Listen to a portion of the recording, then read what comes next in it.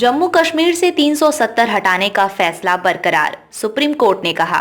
Article 370 अस्थायी था। राज्य में सितंबर 2024 तक चुनाव कराने का आदेश।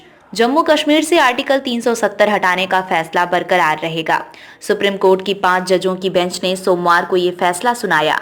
सीजेआई चंद्रचूड़ ने कहा, आर्टिकल 370 एक अस्थायी प्रावधान था। संविधान के अनुच्छेद 1 और 370 से स्पष्ट है कि जम्मू और कश्मीर भारत का अभिन्न अंग है। भारतीय संविधान के सभी प्रावधान जम्मू कश्मीर पर लागू हो सकते हैं।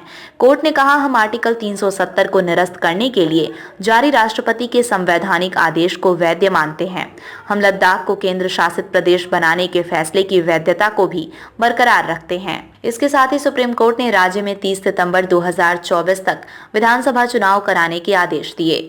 चीफ जस्टिस बोले, केंद्र के हर फैसले को कोर्ट में चुनौती नहीं दे सकते। सीजेआई ने कहा कि केंद्र की तरफ से लिए गए हर फैसले को कोर्ट में चुनौती नहीं दी जा सकती। ऐसा करने से अराजकता फैल जाएगी। अगर केंद्र के फैसले से किसी तरह की मुश्किल खड़ी हो रही हो, तभी इसे चुनौती दी जा सकती है। सुप्रीम कोर्ट ने याचिकाकर्ताओं की ये दलील खारिज कर दी कि राष्ट्रपति शासन के दौरान केंद्र ऐसा कोई फैसला नहीं ले सकता जिसमें बदलाव न किया जा सके। चीफ जस्टिस ने यह भी कहा कि आर्टिकल 356 के बाद केंद्र केवल संसद के द्वारा कानून ही बना सकता है। ऐसा कहना सही नहीं होगा।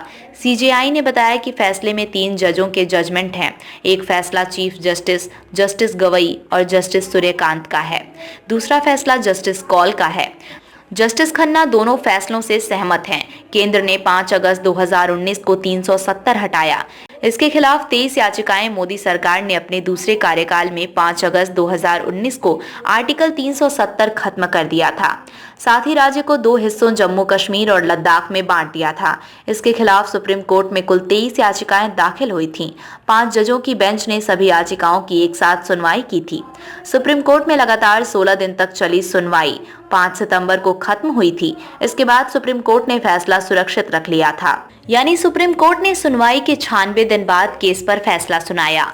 Court room updates. Supreme court में 5 जजों की संविधान पीठ में chief justice Chandrachud, justice Gavai, justice Suryakant, justice Kaul और जस्टिस खन्ना शामिल हैं। सोमवार को सभी जजों ने सर्वसम्मति से फैसला लिया। फैसला सिर्फ सीजेआई चंद्रचूड़ ने पढ़ा। सीजेआई ने कहा, प्रेसिडेंशियल प्रोक्लेमेशन वैध था या नहीं, इस पर हम विचार नहीं कर रहे हैं क्योंकि इसे किसी ने चुनौती नहीं दी थी। राष्ट्रपति शासन के दौरान केंद्र की ओर से लिए गए हर फैसले को चुनौती नहीं दी जा सकती। जम्मू कश्मीर के पास देश के अन्य राज्यों से अलग कोई आंतरिक संप्रभुता नहीं है। संविधान का आर्टिकल 370 अस्थायी था। इसे रद्द करने की राष्ट्रपति की शक्ति अभी भी मौजूद है। जम्मू कश्मीर युद्ध की स्थिति के कारण अंतरिम तौर पर इसे लाया गया था। जम्मू कश्मीर के संविधान सभा को कभी भी परमानेंट बॉडी बनने का इरादा नहीं था।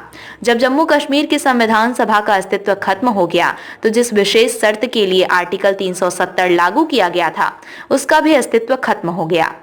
जम्मू कश्मीर की संविधान सभा की सिफारिश भारत के राष्ट्रपति के लिए बाध्यकारी नहीं थी। सुप्रीम कोर्ट को जम्मू कश्मीर में राष्ट्रपति के उद्घोषणा की वैधता पर फैसला देने की जरूरत नहीं है क्योंकि याचिकाकर्ताओं ने इसे चुनौती नहीं दी।